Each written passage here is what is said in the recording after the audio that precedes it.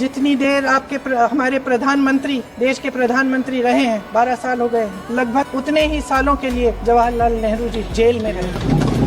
किस लिए? इस देश की आजादी के लिए। उसके बाद 17 साल के लिए प्रधानमंत्री रहे। आप बड़ी आलोचना करते हैं इनकी, लेकिन अगर इन्होंने इसरो नहीं बनाया होता तो आज आपका मंगलयान नहीं होता। अगर DRDO नहीं बनाया होता तो तेजस नहीं बनता।